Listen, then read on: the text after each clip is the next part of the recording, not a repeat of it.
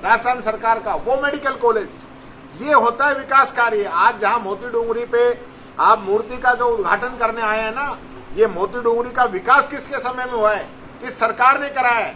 आज आप हमारे किए हुए कामों पे थोड़ा थोड़ा पैसा लगाकर पत्थर लगा रहे हो। नगरवन किनके टाइम में बना? कटी घाटी का विकास किसके समय में हुआ? चारों तरफ जो अलवर के अंदर जो काम हुए, पूरे अलवर जिले के अंदर हुए, उन कामों को आप रोकने का काम कर रहे हैं। आपसे हमारा एयरपोर्ट कोट कासिम का नहीं रुकवाया गया।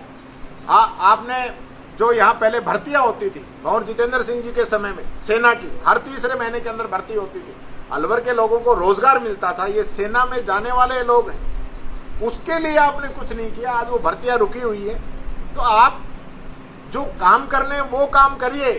आप चारों तरफ से जिस प्रकार से भूमाफियाओं ने आपको घेर लिया है, जो खनन माफिया है उन्होंने घेर लिया है, उन पे कार्रवाई नहीं हो रही है।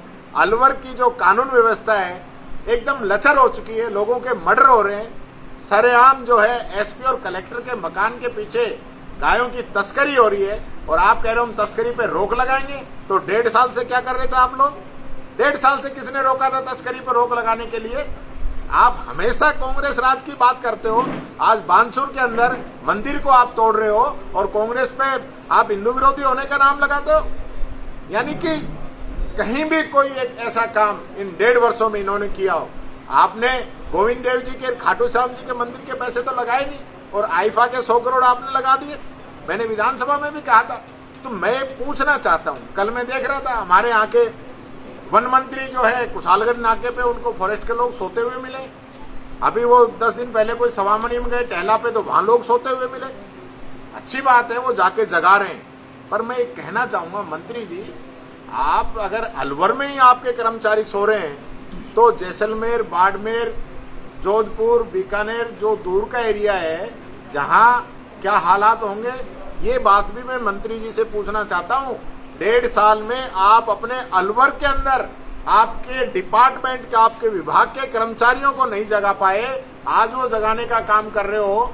तो अलवर तो एक जिला है, आज 43 जिले हैं राजस्थान के अंदर। आप वहां तक पहुंचोगे तब आपको पता चलेगा कि कितना टाइम लगेगा। तो आप सबसे पहले मैं कहना चाहता हूं, मुख्यमंत्री जी ये बताएं कि डेयरी में पहले भ्रष्टाचार रोकने का काम किस चेयरमैन के द्वारा किया गया है 75 वर्षों के इतिहास में, जब से डेयरी बनी है तब से आज तक।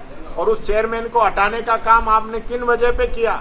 आप वो सारी जांच भी सार्वजनिक करें जो पिछले 1 साल के अंदर भारतीय जनता पार्टी की सरकार बनने के बाद में आपने जितनी भी जांच कराई है वो सार्वजनिक करिए। उन जांच के अंदर कौन दोषी था और कौन वो लोग हैं जो भूमाफिया हैं जिन पे कार्रवाई आपकी सरकार नहीं कर रही है, उसको आप उजागर करिए। और अलवर जो है, जो संभाग की मांग कर रहा है, अलवर में 3-3 जिले, 4-4 एसपी लगाने का काम हमारी सरकार ने किया था।